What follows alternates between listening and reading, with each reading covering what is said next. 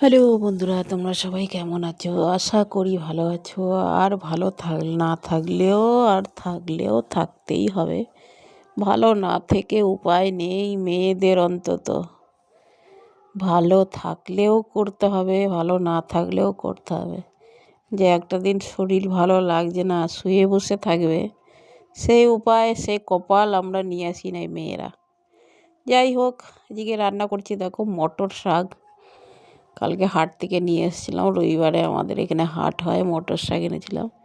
এবার মটর শাকের ঘন্ট, জানি না তোমরা মটর শাক খাও কি না, আবার চেনো কি না সেটাও জানি না। মটরশুঁটি যে হয় না, মটরশুঁটির শাকটা, সেই মটরশুঁটির শাক এনেছিলাম কালকে।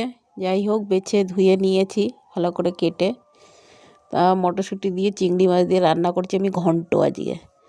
তা প্রথমেই দিয়ে দিলাম তেল গরম করে, তেলের উপরে আমি গোটা জিরে, তেজপাতা দুটো আর কটা চিংড়ি মাছ, ওই 8-9টা চিংড়ি মাছ হবে। যাই হোক, কালকে এনেছিলাম, জ্যান্ত চিংড়িটা পাই নাই, বরফের চিংড়িটাই নিয়ে এসেছিলাম।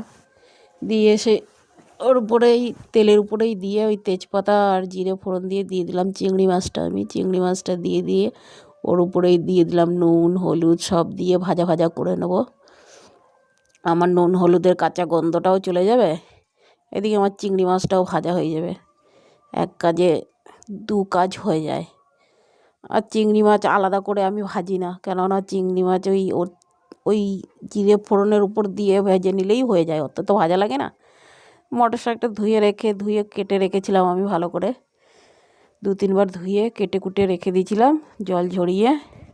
দিয়ে এটাকে ভালো করে তেলে ওর উপরেই, মানে চিংড়ি মাছের উপরেই ঢেলে দিয়ে ভালো করে একটু ঢাকা দিয়ে কষিয়ে নেবো। 2-3 বার ঢাকা দিয়ে কষিয়ে নেবো। যাই হোক, আমি অত দেখাইনি, যেটুকু পারলাম দেখালাম। আমি বলেছি আপনাদের যে আমার কাছে কোনো স্ট্যান্ড নেই, স্ট্যান্ড ছাড়াই আমি রান্না করি, হাতে ধরে ধরে অত তো দেখানো সম্ভব নয়। ভাবি একটা স্ট্যান্ড কিনবো, কিন্তু হয়ে ওঠে না। দিয়ে দিলাম এবার ওটাকে একটু, এর মধ্যে দিয়ে দিলাম আমি জিরে আর আদা বাটা, আর কিছু না, জিরে বাটা, আদা বাটা আর কাঁচা লঙ্কা বাটা। আবারও একটু নেড়ে চেড়ে নেবো আমি, কাঁচা গন্ধটা যাতে চলে যায় আদার জিরের। তারপর মাপ মতন জল দিয়ে দেবো। আর একটা জিনিস স্কিপ হয়ে গেল, শুধু চাল বাটাটা, একটু চালের গুঁড়ি দিয়েছিলাম, মানে ঝোলটাকে একটু ঘন করার জন্যে, একটু গা মাখা ঝোল রাখবো। আর ধনে পাতা দিলাম ভালো করে, 2-3 বার একটু ঢেকে ঢেকে আমি রান্না করে নিয়েছি। ধনে পাতা দিয়ে এবার নামিয়ে নেবো, ব্যাস। দারুণ লাগে খেতে, হেভি লাগে। যার টেস্ট না এই